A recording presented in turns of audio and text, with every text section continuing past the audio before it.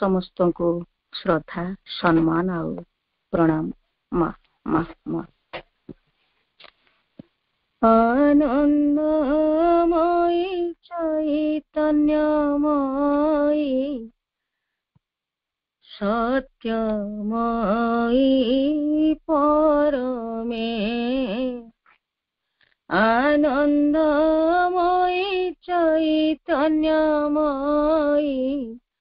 सत्यमयी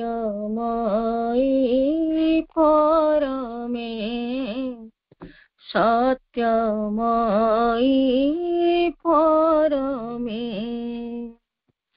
ए महामंत्र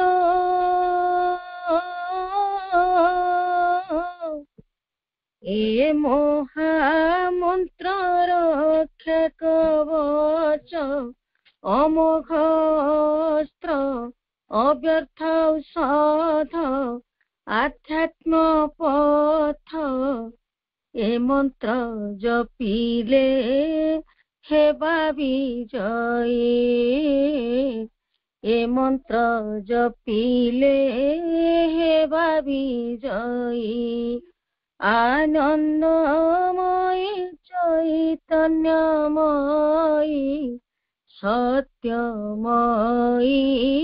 परमे सत्यमयी परमे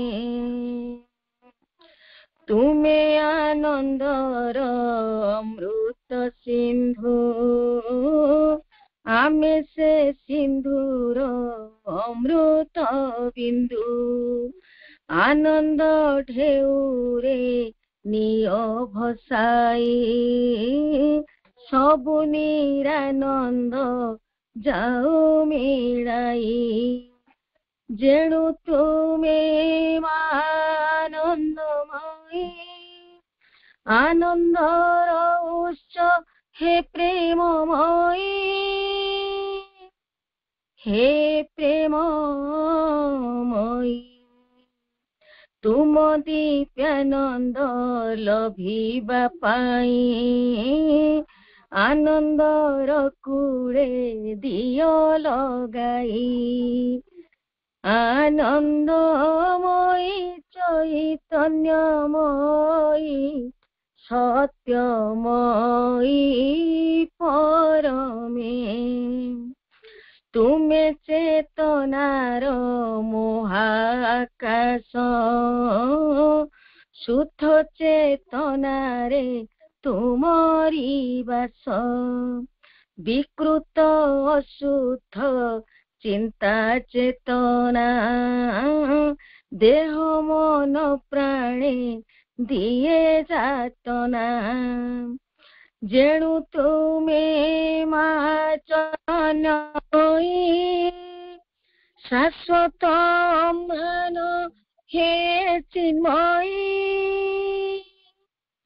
हे चिन्मयी चेतना को आम कर विस्तार ऊर्ध्वगामी चिंता आसो आमर आनंदमयी चैतन्यमयी सत्यमयी परमे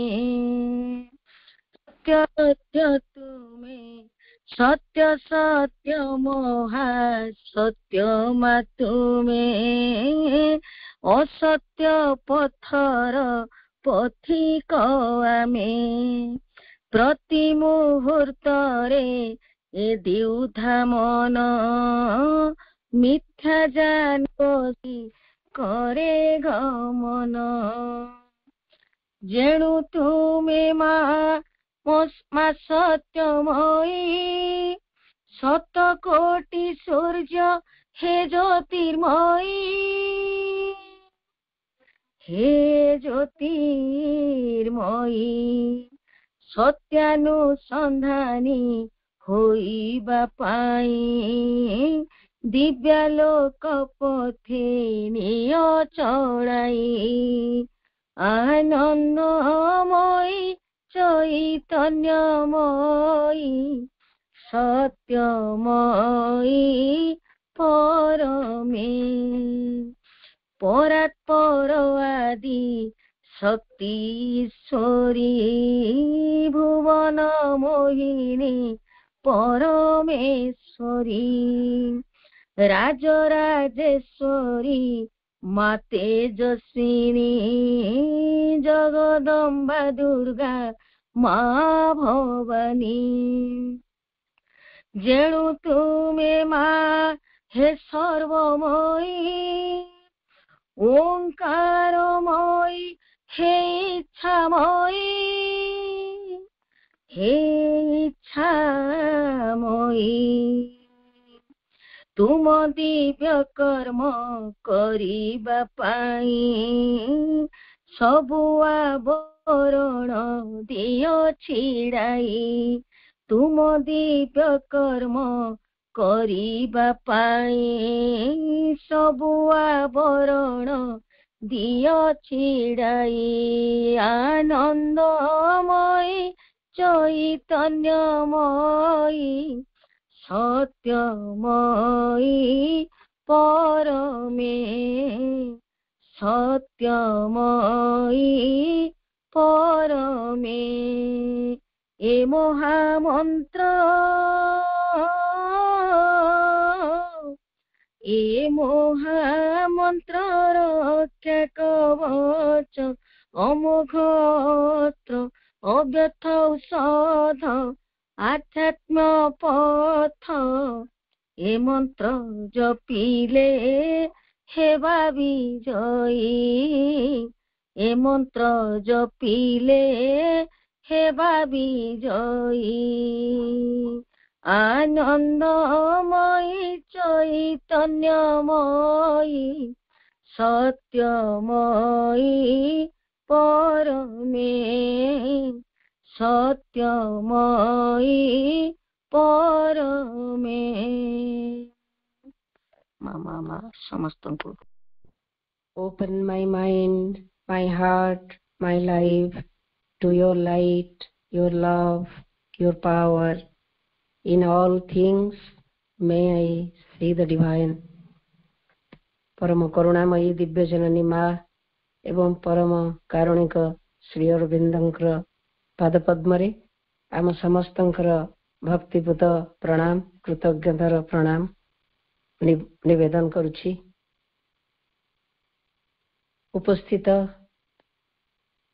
समस्त श्रद्धालु अपा भाई माने संचालन करुथुवा अपा ममता अपा एवं वंदना लता अपा ध्यान और प्रार्थना रे चंद्रमा अपा सुंदर भाव कार्य मान ऑफर करछंती सेमानकु शुभेच्छा जणाउछि।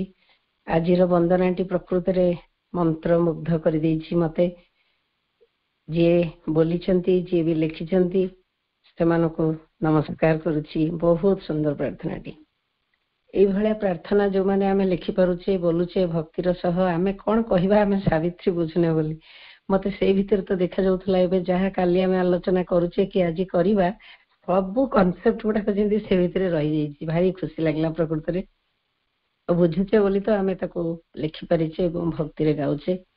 से करुणामयी को बहुत कृतज्ञ हवा एतिकी हमकु से समर्थ करूछंती एवं एई भलिया दुई पहरे बसी तांकर शास्त्र माने शास्त्र अध्ययन करिवा जहाँ से जेकोसी तांकर लेखा हो सेथि पे आग्रह रखिवा ए किछि छोटिया गोटे कथा नुह सेथि पे तांकर करुणा आम ऊपर रहिथौ सब बेले। तो आमे सावित्री करूचे अपत कहिदेले book 1 book of the beginnings canto 3 yoga of the king yoga of the soul's release आमे पढुचे।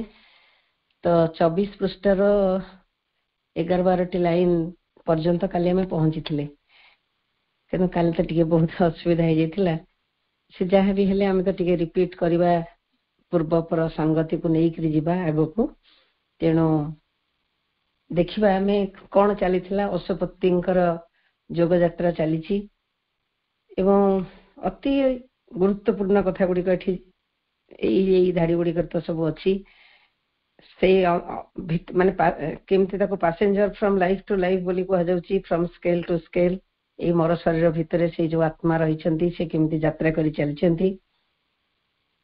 ଏବଂ ଶ୍ରୀ ଅରବିନ୍ଦ କୋଉଠି କୋଉଠି ପୁରା ଜେନେରାଲ ଭାବରେ କଥାଟା ସମସ୍ତଙ୍କ ପାଇଁ ଲେଖୁଛନ୍ତି, ତ କୋଉଠି କୋଉଠି ଅଶୋପତିଙ୍କ ଆଡକୁ ଆସୁଛନ୍ତି। ଏଇ ଯୋଉ ଲାଇନ ଗୁଡିକ ସବୁ କାଲି ଚାଲିଥିଲା ସେଥିରେ ଜେନେରାଲି ବହୁତ କଥା ଥିଲା ଯେ ଯେତେବେଳେ ଜଣେ ମାନେ ସବୁ ତ ଆଗକୁ ଯାଇପାରିବାନି, ଆମେ ଯେତେବେଳେ ଜଣେ ଇଟର୍ନିଟିର ଫ୍ରଣ୍ଟିୟରରେ ଯାଇକି ପହଞ୍ଚିଯାଏ ସେତେବେଳେ ତାର ଗୋଟେ ଅନଡାଇଂ ସେଲ୍ଫଟା, ତାର ଆତ୍ମା ଯେ ଗୋଟେ ଅମର ସତ୍ତା, ତାର ଅନୁଭବ ଆସେ। ହି ଫିଲ୍ସ, ଏଇ ଲାଇନଟି ଖାଲି କହୁଛି ମୁଁ, he fills his substance of undying self. ଏଇଠି ଆମେ ଭାବିବା ଆତ୍ମା କଣ ଅମର ବୋଲି ଆମେ ଜାଣିନେ କି? ଆମେ ତ କୋଉ ଟିକେ ପିଲା ହେଲା ବେଳରୁ 5, 6, 7 କ୍ଲାସ କି ଆହୁରି ଆଗରୁ ମଧ୍ୟ ସୋଲ୍ ଇଜ୍ ଇମର୍ଟାଲ ବୋଲି ଶୁଣୁଛେ। ତେଣୁ ଆମେ କଣ ଜାଣିନେ କି? କିନ୍ତୁ ସେଇ ଶୁଣିବା, ଜାଣିବା, ପଢିକିରି କଥାଟାକୁ କାନରୁ କାନ ଜାଣିବା ଏବଂ ଅନୁଭବ କରିବା, ସେଥିପାଇଁ ଏଠି ଶବ୍ଦ ବ୍ୟବହାର କଲେ ଶ୍ରୀ ଅରବିନ୍ଦ, ହି ଫିଲ୍ସ। ସେତେବେଳେ ଆମେ ଜାଣିଛେ କିନ୍ତୁ ଅନୁଭବ କରିନେ, ଯୋଗ କଲେ ହିଁ ସେ ଜିନିଷ ଅନୁଭବ ହୁଏ। ଏଠି ତ ମହାନ ଯୋଗୀ ଅଶୋପତି ବା ଆହୁରି ମହାଯୋଗୀ ଆମର ଆରାଧ୍ୟ ଶ୍ରୀ ଅରବିନ୍ଦ। ତେଣୁ ସେମାନେ ସିଏ ତାଙ୍କର ଯୋଗ ଯାତ୍ରାରେ ଏମିତି ଏଠି ସ୍ତରଟି ଆସିଛି ଯୋଉଠି ସେ ଅନଡାଇଂ ସେଲ୍ଫକୁ ଅନୁଭବରେ ଆଣିଛନ୍ତି ଏବଂ ଫଳରେ ହେଇଛି କଣ, ହି ଲୁଜେସ୍ ହିଜ୍ କିନସିପ୍ ଟୁ ମର୍ଟାଲିଟି। ମୃତ୍ୟୁ ସାଙ୍ଗରେ ଯୋଉ ତାଙ୍କର ସାହଚର୍ଯ୍ୟ, ମୃତ୍ୟୁ ସାଙ୍ଗରେ ତାଙ୍କର ଯୋଉ କିଥ୍ ଆଣ୍ଡ କିନ୍ର ଭାବ, ଯୋଉ ପାରିବାରିକ ଭାବ, ଯୋଉ ସହୃଦୟତା ରହିଯାଇଛି ମଣିଷର ଯୁଗ ଯୁଗ ଧରିକିରି, ତାକୁ ସେ ଲୁଜ୍ କରୁଛନ୍ତି, ହରେଇ ଦଉଛନ୍ତି। ଏଇ କଣ୍ଟେକ୍ସଟରେ କାଲି ଗୋଟେ ସୁନ୍ଦର ଜିନିଷ ଆମର ନୟାଗଡ଼ ଅରମିରା ପାଠଚକ୍ରରେ ଆଲୋଚନାରେ ଆସିଗଲା ଯେ ଡେ ଅଫ୍ ଇମର୍ଟାଲିଟି ବୋଲି ଗତକାଲି 26 ତାରିଖ ଥିଲା ନା, ନଭେମ୍ବର 26। ନଭେମ୍ବର 26ଟିକୁ ଡେ ଅଫ୍ ଇମର୍ଟାଲିଟି ବୋଲି ଆଶ୍ରମରେ 4-5 ବର୍ଷ ପାଳନ ହେଇଥିଲା। ତା ବିଷୟରେ ବହୁତ କଥା, ଏମିତି ମୁଁ ଯାଇପାରିବିନି, ଏତିକି ସର୍ଟରେ କହିବି ଯେ ଇମର୍ଟାଲିଟିର ଗୋଟେ କନସିୟସନେସ୍ ସେତେବେଳେ ମାନେ ମା ଆଉ ଶ୍ରୀ ଅରବିନ୍ଦଙ୍କର ଉଭୟଙ୍କର ତ ଯୋଗ, ଆମେ ତ ଉଭୟଙ୍କୁ ଗୋଟିଏ ବୋଲି ଚେତନା ଜାଣିଛେ, ସେତେବେଳେ ଅବତରୀ ଥିଲା। ତେଣୁ ତାକୁ ଡେ ଅଫ୍ ଇମର୍ଟାଲିଟି ବୋଲି ମା ଘୋଷଣା କରିଥିଲେ ଏବଂ ଦର୍ଶନ ବି ଦଉଥିଲେ। 4-5 ବର୍ଷ ସେମିତି ଚାଲିଛି, ଆହୁରି ବିଭିନ୍ନ କାରଣରୁ ସେ ବନ୍ଦ ହେଲା। ସେଇ କଥାଟି ହଉଛି ଯେ ଇମର୍ଟାଲିଟିଟା ପ୍ରାପ୍ତ ହେଇ ନ ଯାଇଥିଲେ ମଧ୍ୟ, ଶରୀର ଯେ ଅମର ହେଇଯିବ ଏଇ ଅବସ୍ଥା ଆସିନଥିଲେ ମଧ୍ୟ ଶରୀର ଭିତରକୁ ଗୋଟେ ଅମରତ୍ୱର ଚେତନା ଆସି ଯାଇଥିଲା, ମା ଶ୍ରୀ ଅରବିନ୍ଦଙ୍କ କଥା ମୁଁ କହୁଛି। ତେଣୁ ସେତେବେଳେ ମା କେମିତି ସବୁ ଅନୁଭବ କରିଥିଲେ, 24 ଜଣ ଯୋଉ ଥିଲେ ତାଙ୍କର ଇନମେଟ୍ସ, ସେମାନଙ୍କୁ କେମିତି ଗୋଟେ ଅକଲ୍ଟ ପ୍ଲେନରୁ ମାନେ ଗୋଟେ କଣ କହିବା ଯେ ସ୍ପିରିଚୁଆଲାଇଜ କରିକିରି ପାଣି ସବୁ ଛୋଟ ଛୋଟ ବୋତଲରେ ଦେଇଥିଲେ, ତମ ଆଖିକୁ ତମେ ଏଥିରେ ସବୁ ଧୁଅ, ସେ 24 ଜଣ ଯାକ ଧୋଇଥିଲେ। ଭାରି ସୁନ୍ଦର ଆଲୋଚନା ଗୁଡିକ କାଲି ସବୁ ମିଳିଲା। ତ ବିଭିନ୍ନ ସାଧକ ସେତେବେଳେ ଯୋଉମାନେ ଥିଲେ ସେଇମାନେ ଲେଖିଛନ୍ତି, ସେଇଥିରୁ କଥାଟି ଜଣା ପଡିଲା ଯେ ଯେମିତିକି ସେଇ ପାଣିରେ ଆଖି ଧୋଇଦେଲେ ଯେମିତି ତମର ଅନ୍ତର୍ଚକ୍ଷୁ ଖୋଲିଯିବ, ସେଇଭଳିଆ ମା କେତେ ଭାବରେ ଲୋକମାନଙ୍କୁ ମାନେ ସାହାଯ୍ୟ କରିଛନ୍ତି ଏଇ ଅନ୍ତର୍ଯାତ୍ରାରେ ଯିବା ପାଇଁକା। ତେଣୁ ଏଇ ମର୍ଟାଲିଟି କଥାଟିରୁ ମୋର ପୁଣି ସେଇ କଥାଟି ଟିକେ ମନେ ପଡିଗଲା, ଲୁଜେସ୍ ହିଜ୍ କିନସିପ୍ ଟୁ ମର୍ଟାଲିଟି।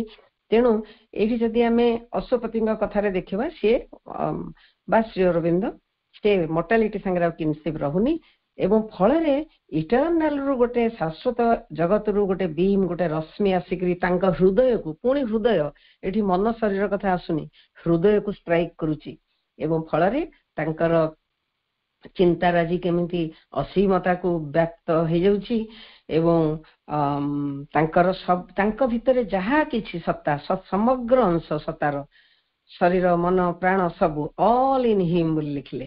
ସେ ସବୁ ଭାଷ୍ଟନେସ୍, ସ୍ପିରିଟର ଯୋଉ ଭାଷ୍ଟନେସ୍, ସେଇ ଚୈତନ୍ୟ ସତ୍ତାଙ୍କର ଯୋଉ ବିଶାଳତା ସିଆଡକୁ ଟର୍ନ କରି ଯାଉଛି ଏବଂ ତାଙ୍କର ସୋଲ୍ କେମିତି, ଅନ୍ତରାତ୍ମା କେମିତି, ଉର୍ଦ୍ଧ୍ୱସ୍ଥ ଯୋଉ କେନ୍ଦ୍ରୀୟ ସତ୍ତା, ଓଭର ସୋଲ୍, ପରା ଆତ୍ମା ଯେ ପରା ଚେତନା, ତାଙ୍କ ସାଙ୍ଗରେ କେମିତି ଜଏନ୍ କରି ଯାଉଛି ଏବଂ ଲାଇଫ୍ କେମିତି ମାନେ ସେଇ ସୁପର ଲାଇଫ୍, ସେଇ ପରା ଜୀବନ, ସେଇ ବିଶ୍ୱ ଜୀବନ, ତା ସାଙ୍ଗରେ ସମୁଦ୍ରର ପାଣି ଘେରିଗଲା ଭଳିଆ ଚାରିପଟ ତାଙ୍କର ଜୀବନଟା କେମିତି ସେଇ ପରା ଲାଇଫରେ ଓସନରେ ହେଇଯାଉଛି।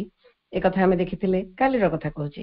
ଏବଂ ଆଉ ଗୋଟେ ଭଲ ଲାଇନ ଥିଲା ଯେ ତାପରେ କଣ ସେ ହେଇଥିଲା ଯେ he has drunk from the breasts of the mother of the world. ତାପରେ ପରା ଜନନୀ ଦିବ୍ୟ ଜନନୀଙ୍କର ବକ୍ଷରୁ ସେ ସ୍ତନ୍ୟପାନ କରିଥିଲେ। ଏଠି ସ୍ତନ୍ୟପାନ କଥାର ଅର୍ଥ କଣ କହିଲେ, ଡ୍ରଙ୍କ ଫ୍ରମ ଦି ବ୍ରେଷ୍ଟ, ମାନେ ତ ଆମେ ସ୍ତନ୍ୟପାନ ହିଁ ବୁଝିବା। ସ୍ତନ୍ୟପାନ ଅର୍ଥ ମିଲ୍କ କୁ ବୁଝିବା। ମିଲ୍କ ର ସିମ୍ବଲିକ ଅର୍ଥଟି ହଉଛି ନଲେଜ। କାଲି ଆଖି ଦେଖାଯିବାର ଯୋଉ ପ୍ରୋବ୍ଲେମ ଟା ବହୁତ ବେଶୀ ହେଇଯାଇଥିଲା, ମୁଁ ଏତେ ଭାବରେ କିଛି ଭଲରେ କାଲି କହିପାରିନି। ଏଇଟା ଅସଲ କଥାଟି ଏଇଟା ଯେ ଅଶ୍ୱପତି ସେତେବେଳେ ମାଙ୍କର ଦିବ୍ୟ ଜନନୀଙ୍କର ପାଖରୁ ସେ ସ୍ତନ୍ୟପାନ କଲେ, ଅର୍ଥ ସେଇ ଦିବ୍ୟ ଜ୍ଞାନ ଲାଭ କଲେ। ସେ ମିଲ୍କ ଟା ସିମ୍ବଲାଇଜ କରେ ନଲେଜ କୁ। ତେଣୁ ସେଇ ଦିବ୍ୟ ଜ୍ଞାନ ସେ ପ୍ରାପ୍ତ ହେଲେ ଏବଂ କେମିତି ତାଙ୍କ ଫ୍ରେମ କୁ, ତାଙ୍କ ଆଧାରକୁ ଗୋଟେ ପରା ପ୍ରକୃତି କେମିତି ପୂର୍ଣ୍ଣ କରିଦେଲା, ଏଇ ସବୁ କଥା ଗୁଡିକ ଆମର କାଲି ଟିକେ ଟିକେ ଟିକେ ଆଲୋଚନାରେ ଯାଇଥିଲା। ଏବଂ ଶେଷକୁ ଯାହା ଥିଲା ଅତି ଚମତ୍କାର ଯେ ସେଇ ଯୋଉ ପରା ପ୍ରକୃତି ଏବଂ ଏପଟେ ଯିଏ ଯୋଗୀ ଯିଏ ସାଧନା କରୁଛନ୍ତି, ଆମେ ଯଦି ଅଶ୍ୱପତିଙ୍କୁ ନବା କି ଆମେ ଶ୍ରୀ ଅରବିନ୍ଦଙ୍କୁ ନବା, ତାଙ୍କ ଭିତରେ କେମିତି ଗୋଟେ ୟୁନିଟି ଆସିଯାଇଛି। Her face is seen through his face. ସେଇ ଦିବ୍ୟ ଜନନୀଙ୍କ ମୁଖ ଅଶ୍ୱପତିଙ୍କର ମୁଖ ମଣ୍ଡଳରେ ପ୍ରତିଭାତ ହଉଛି। ଦିବ୍ୟ ଜନନୀଙ୍କର ନୟନ ଯୁଗଳ ମଧ୍ୟ ଅଶ୍ୱପତିଙ୍କର ନୟନରେ ପ୍ରତିଭାତ ହଉଛି ଏବଂ ଗୋଟେ ଫାଷ୍ଟ ଆଇଡେଣ୍ଟିଟି ଦୁଇ ଜଣଙ୍କ ଭିତରେ ଆସିଯାଉଛି। ଯୋଗ ବଳରେ ମଣିଷ କୋଉଠିକୁ ସତରେ ପହଞ୍ଚି ପାରେ, ତାର ନମୁନା ଆମକୁ ପରମ ପ୍ରଭୁ ଶ୍ରୀ ଅରବିନ୍ଦ ହିଁ ଦେଖେଇ ଯାଇଛନ୍ତି। ଏବଂ ସେ ପ୍ରକୃତରେ ଦିବ୍ୟ ଜନନୀ ତାଙ୍କ ଭିତରେ ମର୍ଜ କରିଥିଲେ, ତାର କେତେ ପ୍ରମାଣ ଆମେ ଆଉ ପାଇବା। ମାନେ ମାଙ୍କର ତ ଧ୍ୟାନ ପ୍ରାର୍ଥନାରେ ଆପଣ ଦେଖିବେ ଚାରିଆଡେ କେମିତି ସେ ପ୍ରଭୁଙ୍କ ସାଙ୍ଗରେ ତାଙ୍କର ଏକତ୍ୱ ହେଇଛି। ୟା ଅର୍ଥ ପ୍ରଭୁଙ୍କ ସାଙ୍ଗରେ ଦିବ୍ୟ ଜନନୀଙ୍କର ଏକତ୍ୱ ହଉଛି, ମାନେ ଏଇ ଜିନିଷଟି ଯୋଉ ଆମେ ଏଠି ଦେଖୁଛେ ଏକା କଥା ହେଲାନି କି, ଯେ ତାଙ୍କର ମୁଖମଣ୍ଡଳ, ତାଙ୍କର ନୟନ ଯୁଗଳ ଶ୍ରୀ ଅରବିନ୍ଦଙ୍କର ମୁଖରେ ବା ନୟନରେ ପ୍ରତିଭାତ ହଉଛି ବୋଲି ସେଇ ଯୋଉ ଆଇଡେଣ୍ଟିଟି ତାଙ୍କର ପ୍ରାପ୍ତ ହେଇଥିଲେ, ସେ ଅଶ୍ୱପତି ପ୍ରାପ୍ତ ହେଇଥିଲେ ଦିବ୍ୟ ଜନନୀଙ୍କ ସାଙ୍ଗରେ। ତା ପରଠୁ ଆଜିର ନୂଆ ଲାଇନ ଆମେ ପଢିବା, ଦେନ୍ ଇଜ ରିଭିଲ୍ଡ ଇନ୍ ମ୍ୟାନ୍। ଜେନେରାଲି କରି କହିଛନ୍ତି ବୋଲି ଇନ୍ ମ୍ୟାନ୍ ଲେଖିଛନ୍ତି, ଦ ଓଭର୍ଟ ଡିଭାଇନ୍। ତାପରେ ଏଇ ସବୁ ହେଇଗଲା ପରେ କଣ ହୁଏ, ଯୋଉ ଯୋଗୀ ସେଇ ସ୍ତରକୁ ଯାଇଛି, ସେ ଅଶ୍ୱପତି ହୁଅନ୍ତୁ, ସେ ଶ୍ରୀ ଅରବିନ୍ଦ ହୁଅନ୍ତୁ, ବା ଯଦି କେହି ଆଉ କିଏ ବି ହୁଅନ୍ତୁ, ଜେନେରାଲି ତ ଏଠି ମ୍ୟାନ୍ ବୋଲି ଶ୍ରୀ ଅରବିନ୍ଦ ଲେଖୁଛନ୍ତି, ତାଙ୍କ ଭିତରେ କଣ ହୁଏ, ଖୋଲା ଖୋଲି ଭାବରେ ଓଭର୍ଟ, କୋଭର୍ଟ ଓଭର୍ଟ ଦିଟା ଶବ୍ଦ, କୋଭର୍ଟ ଟା ଲୁଚିକିରି ଯୋଉଟା ଥାଏ, ଓଭର୍ଟ ଯୋଉଟା ଉନ୍ମୁକ୍ତ ହେଇକିରି ଥାଏ। ଖୋଲା ଖୋଲି ଭାବରେ ଡିଭାଇନ୍ ଡି କ୍ୟାପିଟାଲ ସିଏ ତାଙ୍କ ଭିତରେ ଦୃଶ୍ୟମାନ ହେଇଯାନ୍ତି। ଖୋଲା ଖୋଲି ଭାବରେ ସେ ଧାରଣ କରିପାରନ୍ତି ବା ଅଭିବ୍ୟକ୍ତ ହୁଅନ୍ତି। ସେଇ ଖୋଲା ଖୋଲି ଭାବରେ ଦିବ୍ୟ ଚେତନା, ଦିବ୍ୟ ଶକ୍ତି, ଦିବ୍ୟ ଜନନୀ ତାଙ୍କରି ଭିତରେ ଅଭିବ୍ୟକ୍ତ ହୁଅନ୍ତି। ତାକୁ ଓଡିଆରେ ଏମିତି ଲିଖିଛି, ଅଭିବ୍ୟକ୍ତ ହୁଅନ୍ତି ମଣିଷ ମଧ୍ୟ ଉନ୍ମୁକ୍ତ ଭଗବାନ।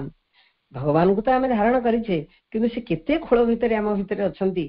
ତେଣୁ ତାଙ୍କୁ ପାଇବା, ତାଙ୍କର ନିର୍ଦ୍ଦେଶ ପାଇବା, ତାଙ୍କର ସ୍ପର୍ଶ ପାଇବା, ତାଙ୍କର ଇଣ୍ଡିକେସନ ପାଇବା, ତାଙ୍କର ଗାଇଡାନ୍ସ ପାଇବା ଆମ ପାଇଁ ବହୁତ କଷ୍ଟ ହଉଛି।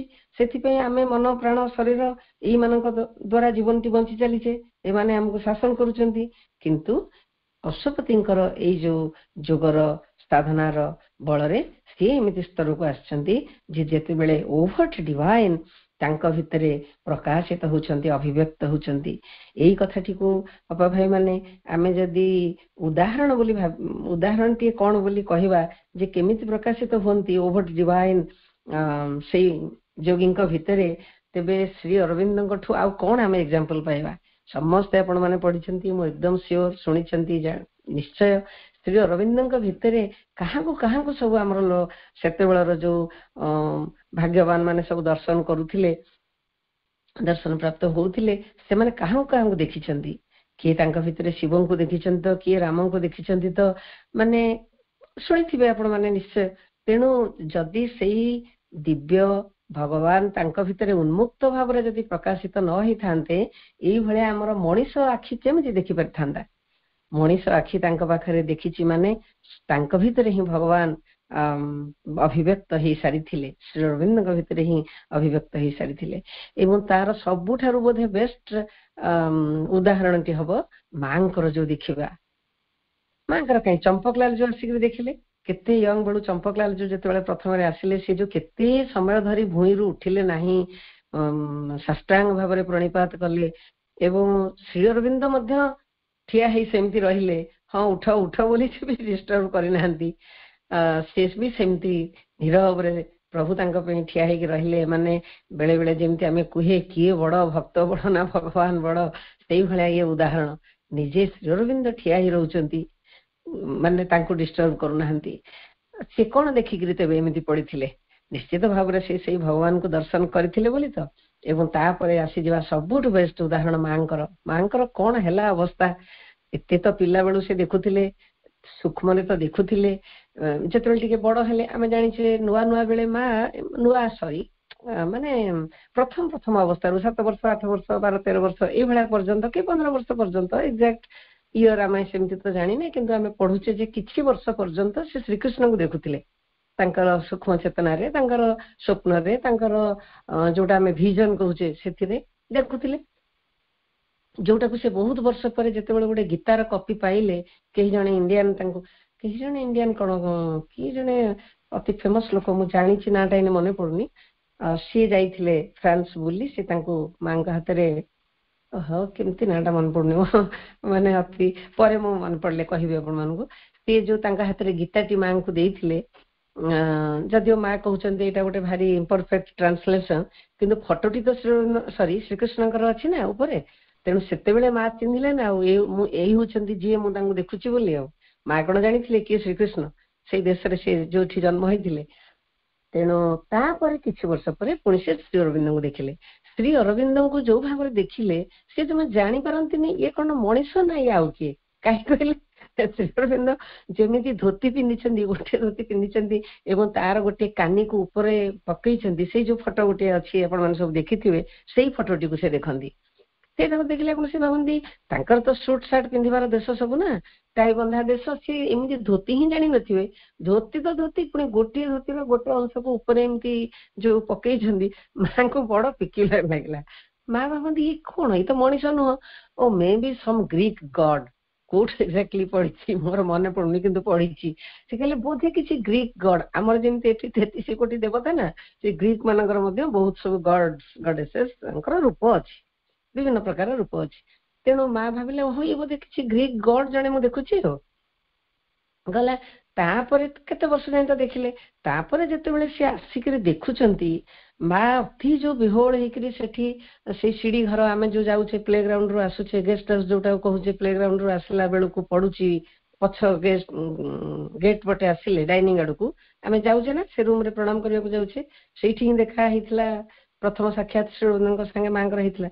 ତେଣୁ ସେଇ ଯୋଉ ସିଡିର ତଳେ ମା ଯୋଉ ଛିଡା ହେଇଗଲେ, ଏକଦମ ମାନେ ଆଉ ହଲଚଲ ବି ହେଇପାରିଲେନି। ଶ୍ରୀ ଅରବିନ୍ଦ ସିଆଡେ ଲ୍ୟାଣ୍ଡିଂ ରେ ଆସୁଛନ୍ତି ଷ୍ଟେୟାର କେସ ରେ, ତାଙ୍କୁ ଆଗରୁ ଖବର ମିଳିଛି ମା ଆସୁଛନ୍ତି ବୋଲି, ଆପଏଣ୍ଟମେଣ୍ଟ ତ ଥିଲା। ତ ସେଇଟା କାହିଁକି ହେଲା? ଆଉ ତାପରେ ସେଇ ଯୋଉ ଭକ୍ତି ଭରା ଚିତ୍ତରେ ଯୋଉ ତଳେ ମୁଣ୍ଡ ଲଗେଇ ଯେତିକି ସମୟ ପ୍ରଣାମ କଲେ, ଯାହା ବି କଲେ, ଆଉ ତାପରେ ଯାହା ଲେଖିଲେ ଡାଏରୀ ଯାଇକିରି, ତ ଆମେ ଜାଣିଛେ କଣ ଲେଖିଲେ ସେ ସେଥିରେ, ମାନେ ଇଟରନାଲ, ମାନେ ଯୁଗ ଯୁଗ ପାଇଁ, ସହସ୍ର ସହସ୍ର ବର୍ଷ ପାଇଁ ଏମିତି ଭକ୍ତିର କଥା ମିଳିବନି। ମାଙ୍କର ସେଇ ଦିନର ମାର୍ଚ୍ଚ 30ର ଯୋଉ ଡାଏରୀଟି ଧ୍ୟାନ ପ୍ରାର୍ଥନାରେ ଆମେ ପଢୁଛେ, କେତେ ଶକ୍ତିଶାଳୀ ଭାଷାରେ ସେ ଲେଖିଲେ। କିଛି ଯାଏ ଆସେ ନାହିଁ, ସବୁ ଯଦି ଡେନ୍ସେସ୍ ଡାର୍କନେସ ରେ ରହନ୍ତି, କାଲି ଯାହାଙ୍କୁ ଆମେ ଦର୍ଶନ କଲୁ ସେ ଯଦି ପୃଥିବୀ ପୃଷ୍ଠରେ ଅଛନ୍ତି। ତେଣୁ ଏଇଗୁଡା ତାଙ୍କର କାହିଁକି ହେଲା ନା, ତାଙ୍କ ଭିତରେ ସେ ସେଇ ତାଙ୍କର ଗଡଙ୍କୁ ଦେଖିପାରିଲେ, ଯାହାଙ୍କୁ ସେ ଏତେ ଦିନ ଧରିକି ସ୍ୱପ୍ନ ଅବସ୍ଥାରେ ଦେଖୁଥିଲେ, ଭିଜନରେ ଦେଖୁଥିଲେ। ଏବଂ ଏଇଠି ମଣିଷ ଭାବରେ ଯେତେବେଳେ ସେ ଦେଖୁଛନ୍ତି, ତାଙ୍କୁ ମଣିଷ ଭଳିଆ ଲାଗିଲା କି? ତାଙ୍କ ଭିତରେ ସେ ସେଇ ଦେବତାଙ୍କୁ ପୂର୍ଣ୍ଣ ସ୍ୱରୂପରେ ଦର୍ଶନ କଲେ, ଯାହା ପାଇଁ ମାଙ୍କର ଏଇ ସ୍ଥିତି ହେଇଥିଲା ବୋଲି ଆମେ ବୁଝିବା।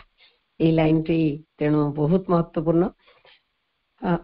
then is revealed in man the overt divine, ଖୋଲା ଖୋଲି ଭାବରେ ଭଗବାନ ପ୍ରତିଭାତ ହେଲେ ବା ଅଭିବ୍ୟକ୍ତ ହେଲେ, ହୁଅନ୍ତି ବା ଶ୍ରୀ ଅରବିନ୍ଦଙ୍କ ଭିତରେ ହେଲେ। ତାପରେ ଆମେ ଯିବା, a static oneness and dynamic power descend in him, the integral Godhead seals his soul and body take that splendid stamp। ତିନୋଟି ଧାଡିରେ ଗୋଟେ ବାକ୍ୟ, ବେଳେ ବେଳେ ଏମିତି ଛୋଟ ଛୋଟ ବାକ୍ୟ ଗୁଡିକରେ ବହୁତ ପାୱାରଫୁଲ ସବୁ ଥାଏ। ଏଠି ଦେଖନ୍ତୁ କଣ କହୁଛନ୍ତି ଶ୍ରୀ ଅରବିନ୍ଦ, ଯେ ତାଙ୍କ ଭିତରେ ओभर डिवाइन तो देखा देले आउ कौन है ना गोटे स्टैटिक वननेस गोटे एकदम निश्चल स्थिर एकत्व निश्चलता वननेस प्रतिभात है एवं साइड बाय साइड गोटे डायनामिक पावर गोटे क्रियाशील शक्ति पावर को पी टाकू कैपिटल करुचंदी वननेस रे ओ टाकू कैपिटल करुचंदी तेणु गोटे एमिति एकत्व निश्चल एकत्व माने स्थिति गोटे हलचल न होथिबा भला गोटे स्थिति static oneness and dynamic power तांको भितरे प्रतिभात है ये स्टैटिक वननेस कथाटी को पुणी आम श्री अरविंद को देखा जदि यार आम उदाहरण खोजा सब उदाहरण जहाँ आम पढ़ा ए भितर बेस्ट उदाहरण आम श्री अरविंद सांगे माँ सांगे पाइबा स्टैटिक वननेस टी बुझा आम जदि श्री अरविंद को देखा विशाल हिमालय भाया भी लोक देखी कही आम देखिक आमको एमती लगे जमी गोटे विशाल हिमालय ठिया तांकर वननेस नमूना आम सब जीवन में अनेक उदाहरण रही निश्चित आपण मैंने ये शुणी थे पंडिचेरी रे बहुत जोर झड़ बात्या भाया पवन वर्षा एमती होता माँ हठात मन पकेले जे श्री अरविंद रूम रे झरका गुड़ा खोला थी सी तो किसी जानवे कि झरका बंद करने उठे झरका बंद है कि नहीं मुझे देखे कहीकि माँ शीघ्र शीघ्र जाइए श्री अरविंद रूम रे पहुंचला बेलू सत को सत देखिले सबू झरका मेला एवं से निश्चल भाव बसिकी किसी लिखुंट एवं आहुरी इंटरेस्टिंग जे गोटे भी पानी बुंदा घर भितर को आसुना भावतु एक आम कि मिराकल कहवानी ये हूँ से जोगर सतरे सतरे जोगर स्थिति जोगर शक्ति सॉरी माने जदि आपण चेतनाटा से स्थिरतार अच्छी बाहर नेचर हूँ कौन विक्षुब्धता गोटे हूँ विक्षुब्धता स्थिरता पाखक आसीपर से विक्षुब्धता आहरी विक्षुब्ध लोक मानक ही हराण कर तेणु श्री अरविंद जो माने हिमालय भाया निश्चल जो स्टैटिक वननेस रे से रहउछंती सब बेले सेही वननेस को प्रकृति मध्य सम्मान जणाउची विक्षुब्ध प्रकृति मध्य सम्मान जणाउची एवं से तांको डिस्टर्ब करबा को आसुनी माँ तो हठात तो आश्चर्य तांको लागिथिबो किंतु माँ ठीक बुझीगले एवं श्री अरविंद भी किसी जानु नांदी एमिति वर्षा होची कि पवन होची कि कोन होची से भी किसी जानु नांदी से तांकर टेबुल ले निश्चिंत रे लेखा लेखी करूछंती ए दृश्य खाली भाबंतु आपण माने इमेजिन करंतु कोन लागियो तापरे माँ सब झरका पत्र बंद कले आसिले ये गोटे घटना गला आउ गोटे घटना सत घटना मु जानी से झील एबे भी अच्छी बुढ़ी हेलेनी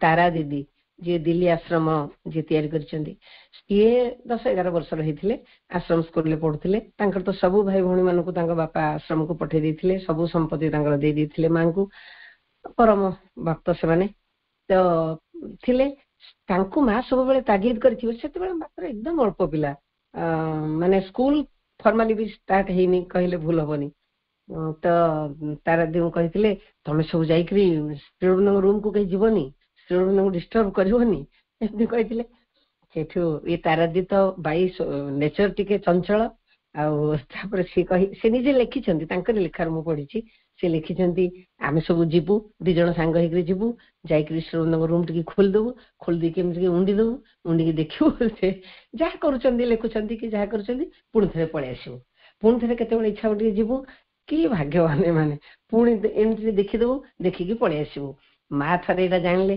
कहले अरे तुमको पूरा मना करी तुम श्रीअरविंद को डिस्टर्ब करबनी बोली ना माँ आम डिस्टर्ब करूनु आम खाली जाऊँ पलि आसु मैंने सी भाव ये तो डिस्टर्ब होना ना जदि श्रीअरविंद कहते कहीं आस कहीं पार्टी कर ये तो पार्टी करती कि जदि भी श्रीअरविंद किसी कहते इवन भी टे अनौ था ये मैंने भावते हाँ सी डिस्टर्ब हेले सी देखुं सी तो निश्चल ही कम करें तो डिस्टर्ब करूँ पिला लोक तो यही बुझाणा सेणु माँ को एमती कहले माँ आउ कि कहले तेणु पिला माने जाइकरी उंडीकरी आसीबा सेथिरे मध्य तांगर किछि हलचल हबार नाही तेणु स्टैटिक वननेस आ कोन हमें उदाहरण देखिया एवं डायनामिक पावर ता कहले श्री अरविंदଙ୍କ जीवन रे कौन कौन डायनामिज्म अच्छी खोजा टे कष्ट हम कारण से तो निजे किसी करू नथिले पानी ग्लास भी पिउ नथिले माने कि नदेले तेबे फैन स्विच भी बंद करू नथिले ତେବେ ୟା ମାନେ ଲାଇଟଲି ମୁଁ କହୁଛି ଏଇଟା ନୁହେଁ, କିନ୍ତୁ କାର୍ଯ୍ୟ ମାନେ ଏମିତି କାର୍ଯ୍ୟ କରିବାରେ କଣ ଡାଇନାମିଜିମ ଥିଲା, ମା ଯେମିତି କରୁଥିଲେ, ମାଙ୍କ ପାଇଁ ଆମେ ଡାଇନାମିକ ପାୱାରଟାକୁ ସାଙ୍ଗେ ସାଙ୍ଗେ ବୁଝିଯିବା।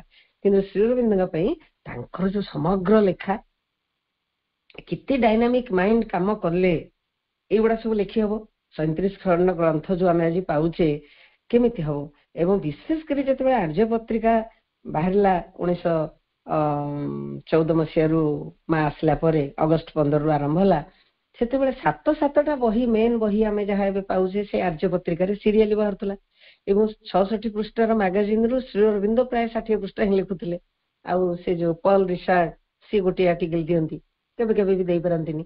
ତେଣୁ ଏତକ ଯୋଉ ଲେଖା ସେତେବେଳେ ହଉଥିଲା, ଏମିତି ଆମେ ଶୁଣିଛୁ ଯେ ଯେତେବେଳେ ପ୍ରକାଶନ ପାଇଁ ଟେଲିଗ୍ରାମ ଗୋଟେ ଆସିଯିବ ତାଙ୍କର ବମ୍ବେରେ ନାହିଁ ମାଡ୍ରାସରେ ପବ୍ଲିଶ ହଉଥିଲା, ପବ୍ଲିଶରଠୁ ଯେତେବେଳେ ଟେଲିଗ୍ରାମଟେ ଆସିଯିବ, ଶ୍ରୀ ଅରବିନ୍ଦ ଧରିବେ ମନେକର ବ୍ରେକଫାଷ୍ଟ ପରେ ଗୋଟେ ଆର୍ଟିକଲଟେ ଆରମ୍ଭ କରିବେ, ଲାଇଫ ଡିଭାଇନର ଗୋଟେ ଆର୍ଟିକଲ, ସିଏ ସରିଗଲାଣି ଲଞ୍ଚ ବେଳକୁ।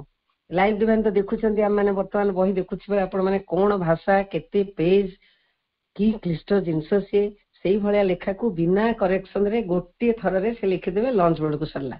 ଲଞ୍ଚ ପରେ ପୁଣି ଥରେ ଆଉ ଗୋଟେ ଲେଖିଲେ, ମନେକର ଆଇଡିଆଲ ଅଫ ହ୍ୟୁମାନ ୟୁନିଟି ପାଇଁ ଲେଖିଲେ, କି ଉପନିଷଦ ପାଇଁ ଲେଖିଲେ, କି ସିକ୍ରେଟ ଅଫ ଦି ବେଦ ଲେଖିଲେ, କେତେ ଅଲଗା ଦେଖନ୍ତୁ। କାହିଁକି ରହିଲାଣି ଲାଇଫ ଡିଭାଇନ, କାହିଁ ରହିଲାଣି ସିକ୍ରେଟ ଅଫ ଦି ବେଦ, ଅଲଗା ଅଲଗା ସବୁ ଜିନିଷ ନା, କଣ୍ଟେଣ୍ଟ ଦୃଷ୍ଟିରୁ, ବିଷୟବସ୍ତୁ ଦୃଷ୍ଟିରୁ।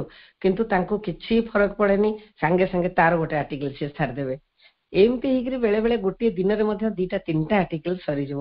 ଏହାଠୁ ଆଉ ଡାଇନାମିକ ପାୱାର ଆଉ କଣ ଆମେ ବୁଝିବା?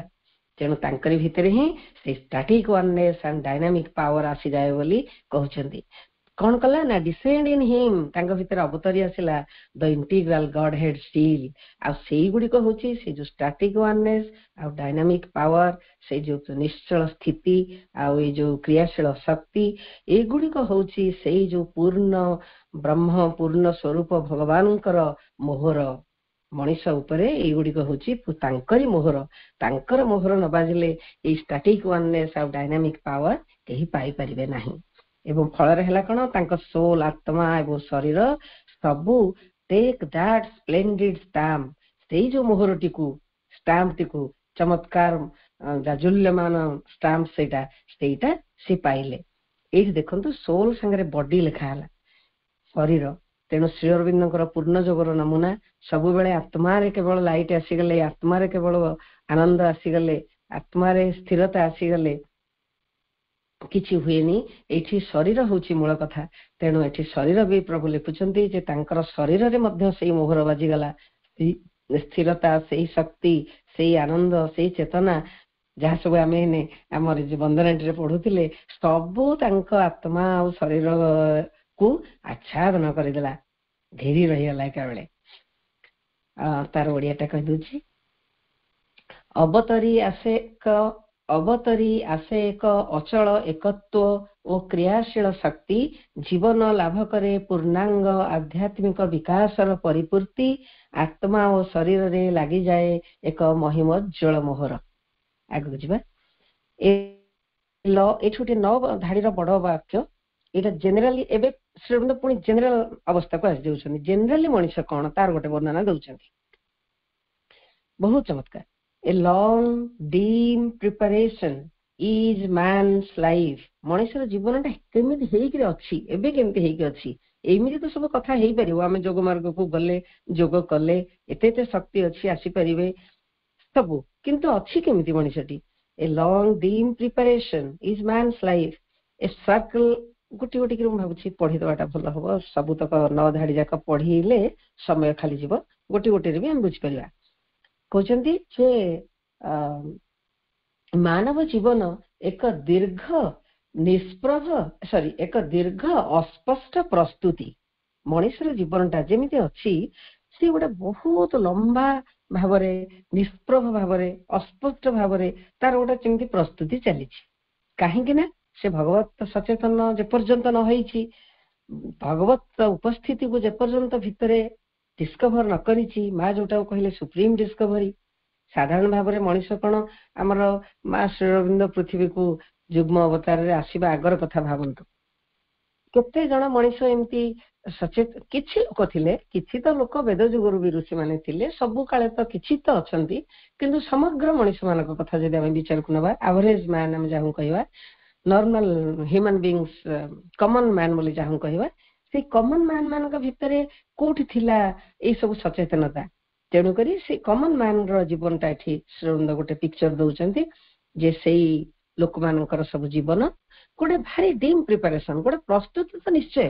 ସବୁଟା ମଣିଷ ଥରେ ଜନ୍ମ ହେଇଛି ମାନେ ସିଏ ତାକୁ ସେଇ ଭଗବତ ଅଭିମୁଖୀ ହବ ହିଁ ହବ, ଏଇଟା ବିଧି ନିର୍ଦ୍ଦିଷ୍ଟ। କିନ୍ତୁ ତା ସଚେତନତା କେତେବେଳେ ଆସିବ, କେତେ ଜନ୍ମ ପରେ ଆସିବ, ତା ଭାରି କରିବ, ଡିଫର କରିବ। ତେଣୁ ସେ ଡିମ୍ ପ୍ରିପାରେସନ ଚାଲିଛି ମଣିଷର ଜୀବନରେ। ଆଉ ମଣିଷର ଜୀବନଟା କେମିତି, କେଡ଼େ ସୁନ୍ଦର ବର୍ଣ୍ଣନା ଦେଖନ୍ତୁ। A circle of toil and hope and war and peace. ସେ କହୁଛନ୍ତି ଗୋଟିଏ ବୃତ୍ତ, ଆମେ ସବୁ ଜାଣିଛେ ବୃତ୍ତରେ କଣ ହୁଏ, ତାର ଗୋଟେ ସେଣ୍ଟର ଅଛି, ସେଠୁ ଯଦି ଆପଣ ସେ ବୃତ୍ତାକାରରେ ବୁଲିବେ, ଗୋଟିଏ ଜାଗାରେ ବୁଲିବେ ତ ବୁଲି ବୁଲି ବୁଲି ଆସିକି ସେଇଠି ପହଞ୍ଚିବେ, ତା ବାହାରକୁ ଆଉ କୁଆଡେ ଯାଇପାରିବେନି। ସେମିତି ମଣିଷର ଜୀବନ ଏମିତି ଗୋଟିଏ ବୃତ୍ତରେ ବୁଲୁଛି, ସେଠି ରହିଛି ସଂଘର୍ଷ, କଠିନ ପରିଶ୍ରମ, ଟଏଲ, ତଥାପି ରହିଛି ଆଶା, ହୋପ, ଏବଂ ଯୁଦ୍ଧ, ଶାନ୍ତି। ଯୁଦ୍ଧ ଶାନ୍ତି ମାନେ ସତ ସତିକା ଯୋଉ ଯୁଦ୍ଧ ଶାନ୍ତି, ଯୁଦ୍ଧ ହଉଛି ଦେଶ ଦେଶ ଭିତରେ, ସେଇ ଯୁଦ୍ଧ ଶାନ୍ତି କଥା ଏଠି ପ୍ରଭୁ କହୁନାହାନ୍ତି। ଆମ ଜୀବନରେ ଯୋଉ ଆମରି ଭିତରେ ପରା ହଜାରେ ଯୁଦ୍ଧ, ଆମରି ଯୋଉ ପ୍ରକୃତି ମାନେ, ନିମ୍ନ ପ୍ରକୃତି ମାନେ ରହିଛନ୍ତି, ସେ କେତେ ଯୁଦ୍ଧ ଆମ ସାଙ୍ଗେ କରୁଛନ୍ତି। ତେଣୁ ସେଇ ଯୁଦ୍ଧ ଚାଲିଛି ଆମ ଭିତରେ, ଶାନ୍ତି ମଧ୍ୟ ପୁଣି ଆସୁଛି। ସର୍କଲରେ ସେ ଏମିତି ବୁଲୁଛନ୍ତି, ଏଠି ସଂଘର୍ଷ ରହିଛି, ଏଠି ଆଶା ରହିଛି, ଏଠି ମାନେ କ୍ଲାସ ରହିଛି, ଯୁଦ୍ଧ ରହିଛି, ସଂଘର୍ଷ ରହିଛି ଏବଂ ଶାନ୍ତି ମଧ୍ୟ ରହିଛି। ସେମିତି ଭାବରେ ଜୀବନଟି ଚାଲିଛି, ବୃତ୍ତାକାରରେ ଚାଲିଛି ସବୁ କାଳେ, ଡିମ୍ ପ୍ରିପାରେସନ ତା ଆଗରୁ କହିଲେ। ଏବଂ ଆଉ କଣ, ଟ୍ରାକ୍ଡ ଆଉଟ୍ ବାଇ ଲାଇଫ। ଲାଇଫଟା ଦେଖନ୍ତୁ ଯୋଉମାନେ ବହି ଧରିଛନ୍ତି, କ୍ୟାପିଟାଲ ଲେଖିଲେ ପ୍ରଭୁ। ସେଇ ଯୋଉ ମାନେ ଯୋଉ ଜୀବନୀ ଶକ୍ତି, ଯୋଉ ପ୍ରାଣ ଶକ୍ତି ଆମ ଭିତରେ ଆମ ଜୀବନକୁ ଚଳଉଛି, ସେ ଗୋଟେ ଟ୍ରାକ୍ କରିଦେଇଛି, ସୀମା କରିଦେଉଛି ନିର୍ଦ୍ଧାରଣ, ଟ୍ରାକ୍ଡ ଆଉଟ୍ ବାଇ ଲାଇଫ। ଆଉ ଏଠି ଆମକୁ ଚେତନା ଚଳଉନି, ଆମକୁ ଆତ୍ମା ଚଳଉନି, ଆମକୁ ପରମାତ୍ମା ଚଳଉନାହାନ୍ତି, ଆମକୁ ଚଳଉଛି ଜୀବନ, ପ୍ରାଣ ଶକ୍ତି। ସେ ଟ୍ରାକ୍, ଆମର ଟ୍ରାକ୍ କାଟିଛି ସେ। ଯେମିତି ଆମେ ପିଲାମାନଙ୍କ ପାଇଁ ଏବେ ସବୁ ସ୍ପୋର୍ଟସ ଚାଲୁଛି ନା, ସ୍କୁଲ କଲେଜ ମାନଙ୍କରେ ସବୁ ଟ୍ରାକ୍ କଟା ହୁଏନି କି, ସେଇ ଟ୍ରାକ୍ ଭିତରେ ହିଁ ସେମାନେ ଯାହା କରିବେ, ଟ୍ରାକ୍ ବାହାରକୁ ଗଲେ ଡିସ୍କ୍ୱାଲିଫାଇଡ ହେବେ। ସେମିତି ଆମ ପାଇଁ ସେଇ ଜୀବନ ଟ୍ରାକ୍ କାଟି ଦେଇଛି। କୋଉଠି ପୁଣି କାଟିଛି, ଅନ୍ ମାଟର୍ସ ଅବସ୍କ୍ୟୁର ଗ୍ରାଉଣ୍ଡ, ଜଡର ଯୋଉ ଅସ୍ପଷ୍ଟ ଭୂମି। ଜାଣିଛନ୍ତି ତ ଜଡର ଅସ୍ପଷ୍ଟ ଭୂମି କିଏ, ଏଇ ଆମରି ଶରୀର। ପ୍ରାଣ ବାଟ ଦେଖଉଛି, ଶରୀର ତାକୁ କାର୍ଯ୍ୟକାରୀ କରି ଚାଲିଛି।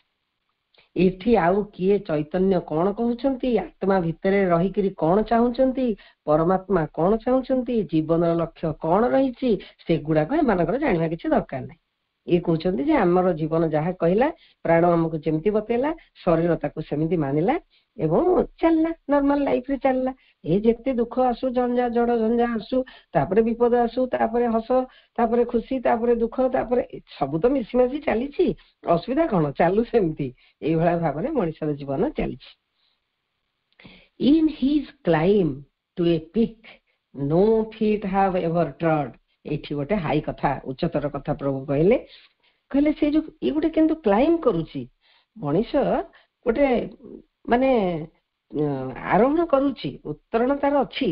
କାରଣ ସେ ଜନ୍ମ ବେଳୁ ଯେତେବେଳେ ସେ ମୂଳରୁ ଜୀବନଟି ସଞ୍ଚରିତ ହେଇଛି, ସେଠି ବାଇ ଡିଫଲ୍ଟ ଏଗୁଡାକ ଖଞ୍ଜି ଦିଆ ହେଇଛି ଯେ ଏମାନଙ୍କ ଅଧୀନରେ ସିନା ସେ ରହିବ, କିନ୍ତୁ ତାର ଭିତରେ ଗୋଟେ ସୋଚ, ଗୋଟେ ଖୋଜ, ଗୋଟେ ସେଇ ପରମଙ୍କ ପାଇଁ, ସେ ଅସୀମଙ୍କ ପାଇଁ, ସେ ଅନନ୍ତଙ୍କ ପାଇଁ ନିଶ୍ଚିତ ରହିବ। ତେଣୁ ସିଏ ଗୋଟେ ତାର କ୍ଲାଇମ୍ ରହୁଛି ଟୁ ଏ ପିକ୍, ଗୋଟେ ଶିଖରକୁ। କେମିତି, ଏମିତି ଏକ ଶିଖର ଯୋଉଠିକି କେହି ପାଦ କେବେ ପଡିନାହିଁ, ଚେତନାର ଏମିତି ଶିଖରକୁ ସେ ଯିବା ପାଇଁ ତାର ଇଚ୍ଛା ଅଛି, ସେ କ୍ଲାଇମ୍ କରୁଛି। ଯଦିଓ ଜୀବନର ସ୍ୱରୂପଟା ଏମିତି, ତଥାପି ତାରି ଭିତରେ ବି ସେ କ୍ଲାଇମ୍ କରୁଛି। ଏମିତି ଗୋଟେ ଆରୋହଣ ସେ କରିବ ଯେ, ଯେମିତି ଆମର ହିମାଳୟ ଶୃଙ୍ଗ କଥା ଆମେ ଜାଣିଛେ, ଯୋଉ ପର୍ଯ୍ୟନ୍ତ ସେ ଏତେ ବଡ ଶୃଙ୍ଗଟା ଥିଲା ଏଭରେଷ୍ଟ, ତାକୁ କେହି ଯାଇନଥିଲେ, ଆମେ ଜାଣିନଥିଲେ ଯେ ଏଡେ ବଡ ଗୋଟେ ପିକ୍ ଅଛି, ଆମେ ଜାଣିନଥିଲେ। ଯେତେବେଳେ ସାର୍ ଏଡମଣ୍ଡ ହିଲାରୀ ଆଉ ତେଞ୍ଜିଂ ନର୍ଗେ ସେମାନେ ଆରୋହଣ କଲେ ମାଉଣ୍ଟ ଏଭରେଷ୍ଟକୁ ପ୍ରଥମ କିନା, May 29, 1953 ରେ ସେମାନେ ଯାଇଥିଲେ। ସେତେବେଳେ ଆମେ ଜାଣିଲେ ସମସ୍ତେ ହୋ ଏଡେ ବଡ ଗୋଟେ ହାଇ ପିକ୍ ଅଛି, କିଏ ଗଲେ ତ ପୁଣି ତାପରେ ଜଣା ପଡିବ। ତେଣୁ ପିକ୍ ଅଛି ମାନେ ଏଇ ଯୋଉ ପର୍ବତ ଆରୋହୀ ମାନେ ଗଲେ କାହିଁକି ଗଲେ, ଗୋଟେ ପିକ୍ ଅଛି ମାନେ ଯାହାଙ୍କର ସେଥିରେ ଆରୋହଣରେ ଆଗ୍ରହ ଥିବ, ମାନେ ମାଉଣ୍ଟେନିୟରିଂ ପର୍ବତ ଚଢିବାଟା, ସେମାନେ ନିଶ୍ଚୟ କହିବେ ହଁ ଏଡେ ବଡ ପିକ୍ ଅଛି। ସେମାନେ ତ ଏଇ 2 ଜଣ ଯାକ ତ ଭାରତୀୟ ନୁହଁ, ସେ ଯୋଉ ତେଞ୍ଜିଂ ବୋଧେ ଭାରତ ଆଉ ନେପାଳ, ଭାରତ ଓରିଜିନ୍ ନେପାଳରେ ବଢୁଥିଲେ ନା କଣ ଏଇ ଟାଇପର, ଆଉ ଏଡମଣ୍ଡ ହିଲାରୀ ତ ଜମାରୁ ନୁହଁ। ସେମାନେ ବାହାରର ହେଇକରି ମଧ୍ୟ ଆମ ଦେଶରେ ଆମର ଗୋଟେ ଏଡେ ବଡ ପିକ୍ ଅଛି, ତାଙ୍କର କାହିଁକି ଇଚ୍ଛା ହେଲା। ପିକ୍ ଗୋଟେ ରହୁଛି ମାନେ ନା ନା ଏଇଟାକୁ କେମିତି ଆମେ ଆରୋହଣ କରିବା। ସେମିତି ତାପରେ ତ ଆମର ଆହୁରି 1984 ରେ ଆମର ଭାରତୀୟ ଲେଡି ବଚିନ୍ଦ୍ର ପାଲ ବୋଲି ଜଣେ ସିଏ ଗଲେ, ତାପରେ ଆହୁରି ଜଣେ, ଏମିତି ସବୁ ଚାଲିଛି। ଆଜି ତ କେତେ ହଜାର ଲୋକ ଗଲେଣି। ତେଣୁ ପିକ୍ ଟାକୁ ଯିବା ପାଇଁ ଗୋଟେ ଅର୍ଜ ମଣିଷ ଭିତରେ ନିଶ୍ଚୟ ରହେ। ଇଏ ମାଉଣ୍ଟେନିୟରିଂ ପିକ୍ ହଉ, ମାଉଣ୍ଟେନର ପିକ୍ ହଉ, କିମ୍ବା ଚେତନାର ପିକ୍ ହଉ, ଏଠି ପ୍ରଭୁ କହୁଛନ୍ତି ଯେ ଯୋଉ ଚେତନାର ଯୋଉ ତାର କ୍ଲାଇମ୍ବ ସେ କରୁଛି କୋଉଠି ଗୋଟେ ପିକ୍ କୁ ଯୋଉଠିକି କୌଣସି ପାଦ ଆଗରୁ ପଡିନି, ସେଟା ମଧ୍ୟ ସେ କରୁଛି। ଏବଂ ଆମେ ପଢୁନି କି ଲାଇଫ ଡିଭାଇନରେ ଯେମିତି ପ୍ରଥମରୁ ମଣିଷର ପ୍ରଥମ ଆଉଟ୍ ଆଣ୍ଡ ଥଟ୍ ବେଳୁ ସେ 5ଟା ଜିନିଷକୁ ଚାହୁଁଛି, ଯୋଉ ଲାଇଟ୍, ଗଡ୍, ଲାଇଟ୍, ଫ୍ରିଡମ, ଇମର୍ଟାଲିଟି, ବ୍ଲିସ୍, ଏଇ ସବୁ ଜିନିଷ ଗୁଡାକୁ ସେ ଚାହୁଁଛି। ତେଣୁ ସେ ରହିଛି ତା ଭିତରେ ସବୁ କାଳେ।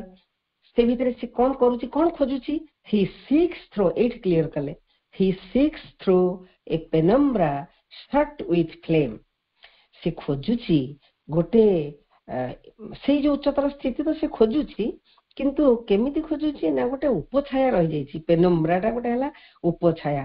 ଆମେ ଯୋଉ କହୁନେ ଚନ୍ଦ୍ରଗ୍ରହଣ ସୂର୍ଯ୍ୟପରାଗ ବେଳେ ସୂର୍ଯ୍ୟ କଭର ହେଇଯାନ୍ତି, ସୂର୍ଯ୍ୟପରାଗ ବେଳେ କି ଚନ୍ଦ୍ରଗ୍ରହଣ ବେଳେ ଚନ୍ଦ୍ର କଭର ହେଇଯାନ୍ତି, ସେଇ ଆଲୋକ ଆମକୁ ଆଉ ଦିଶେନି, କିନ୍ତୁ ତାଙ୍କ ଚତୁର୍ଦିଗରେ ଗୋଟେ ଛାୟା ବଳୟ ସୃଷ୍ଟି ହୁଏ।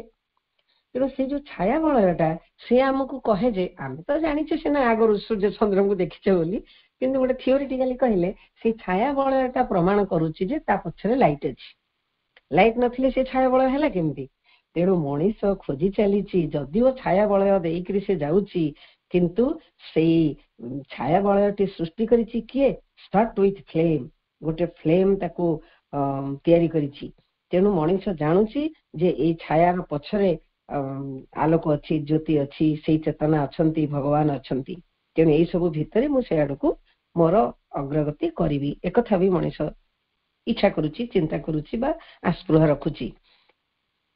ଆଉ କଣ, ଏ ଭେଲ୍ଡ ରିଏଲିଟି, ଏମିତି ଗୋଟେ ବାସ୍ତବତା ଯୋଉଟା ଆବୃତ ହେଇଯାଇଛି ଏବଂ ହାଫ୍ ନୋନ୍, ସେ ବେଳେ ବେଳେ ଅର୍ଦ୍ଧଜ୍ଞାତ ହେଇକିରି ଅଛି, ବେଳେ ବେଳେ ଅନନୋନ୍ ହେଇକିରି ଅଛି। କିଏ ମଣିଷ ଜମା ଜାଣିନାହାନ୍ତି, କିଏ ତାକୁ ଅଧାଧି ଜାଣିଛନ୍ତି, କିନ୍ତୁ ସେ ସବୁବେଳେ ଏଭର ମିସ୍ଡ, ସବୁବେଳେ ସେ ହଜି ହଜି ଯାଉଛି। ଆମେ ତ ଜାଣୁଛୁ ଅଛି ଏମିତି ଗୋଟେ ରିଏଲିଟି ବୋଲି, କିନ୍ତୁ ଆମେ ତାକୁ ପାଉନୁ, ଅର୍ଥାତ୍ ସେ ଆମ ପାଇଁ ମିସ୍ ହେଇଯାଉଛି। ଯେମିତି ଆମେ ଟାଇମରେ ନ ଗଲେ ଆମର ଟ୍ରେନ ମିସ୍ କରୁଛେ, ଫ୍ଲାଇଟ୍ ମିସ୍ କରୁଛେ କି ବସ୍ ମିସ୍ କରୁଛେ, ସେମିତି ସିଏ ଆମ ପାଇଁ ମିସ୍ ହେଇଯାଉଛି। ଏ ସର୍ଚ୍ଚ, ତଥାପି ମଣିଷର ଏ ସର୍ଚ୍ଚ ଫର ସମଥିଙ୍ଗ ଅର ସମୱାନ୍ ନେଭର ଫାଉଣ୍ଡ, ତଥାପି ମଣିଷର ସର୍ଚ୍ଚ ଚାଲିଛି, ଖୋଜ ଚାଲିଛି ଯେ କିଛି ଗୋଟେ ଏମିତି ଜିନିଷ ବା କିଛି ଗୋଟେ ଏମିତି ବସ୍ତୁ, ସମଥିଙ୍ଗ ଅର ସମୱାନ୍, ଯାହାକି କେବେ ମିଳିନାହିଁ, ନେଭର ଫାଉଣ୍ଡ, ଯାହା କେବେ ମିଳିନାହିଁ, ସେଭଳିଆ ଜିନିଷ ପାଇଁ ମଣିଷର ସର୍ଚ୍ଚ କିନ୍ତୁ ଚାଲିଛି। ମଣିଷ ଥକି ପଡୁନି, ଜନ୍ମ ପରେ ଜନ୍ମ। ଆମେ ଆଗରୁ ଦେଖିଲେ ନା, passenger from life to life, from scale to scale, ଇଏ ଗୋଟିଏ ଜନ୍ମର କଥା ନୁହଁ। ତେଣୁ ସେ ସର୍ଚ୍ଚ ତାର ଚାଲିଛି।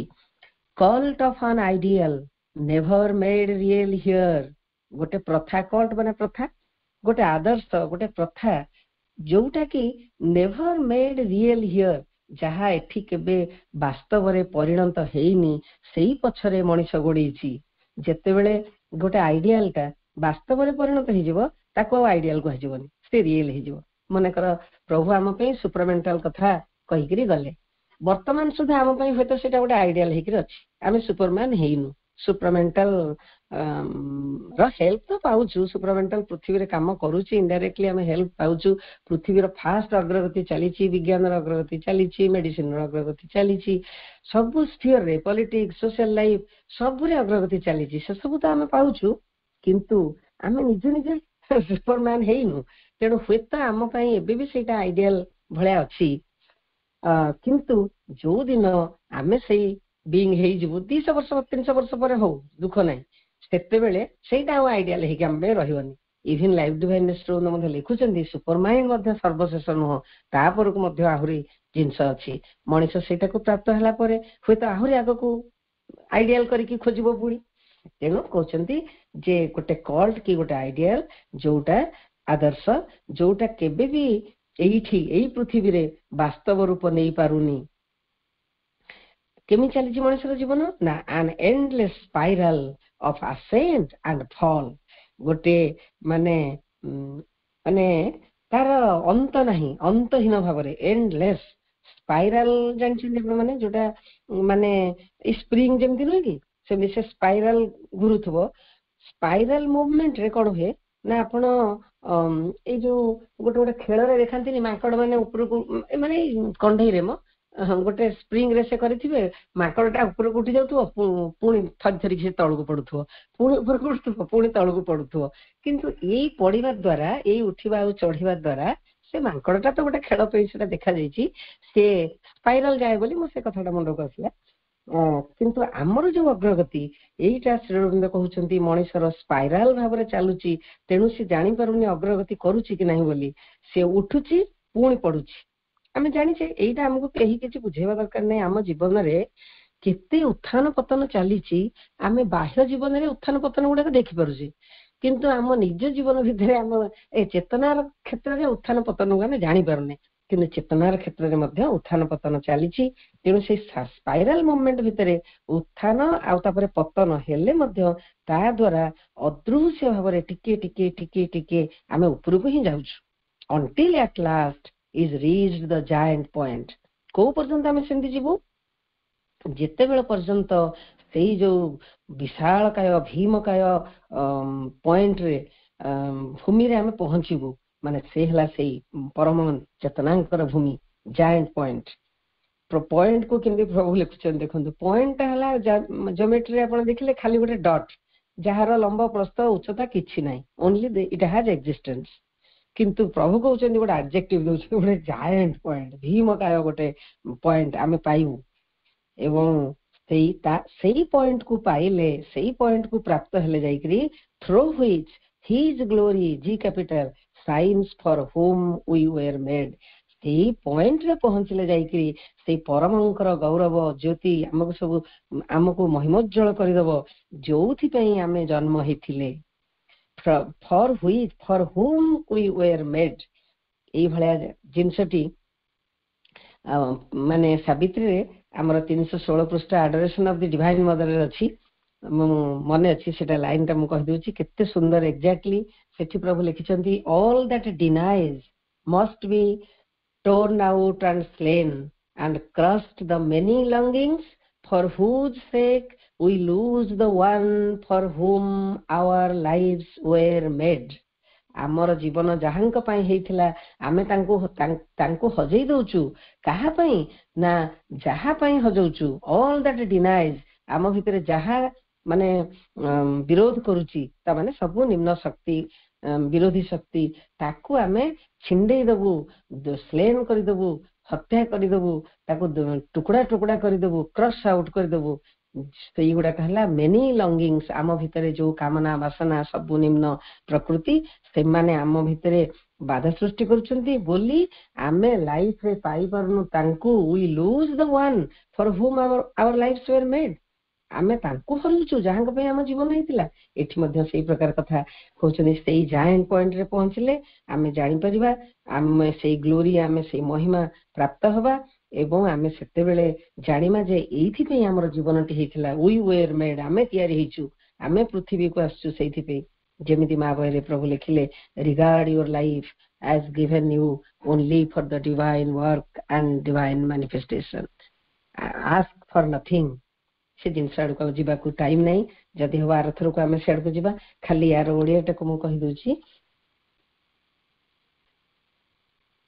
ମାନବ ଜୀବନ ଏକ ଦୀର୍ଘ ଅସ୍ପଷ୍ଟ ପ୍ରସ୍ତୁତି, ଶ୍ରମ, ଆଶା, ଯୁଦ୍ଧ ଓ ଶାନ୍ତିର ଏକ ପରିକ୍ରମା।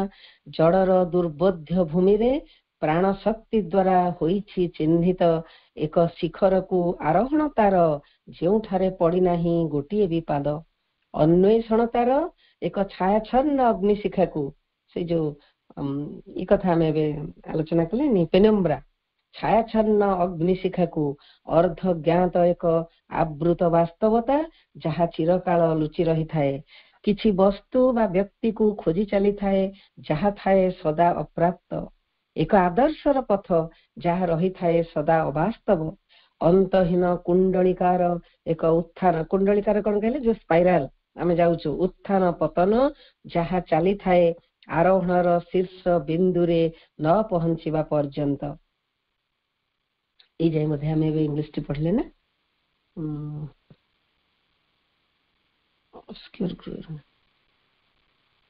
giant point through which the glory shines, ଯାହା ପାଇଁ ସୃଷ୍ଟି ଆମ ମାନବ ଜୀବନ, ହଁ ସେ ବିନ୍ଦୁରେ ଉଦ୍ଭାସିତ ହୁଏ ତାଙ୍କର ମହିମା, ଯାହା ପାଇଁ ସୃଷ୍ଟ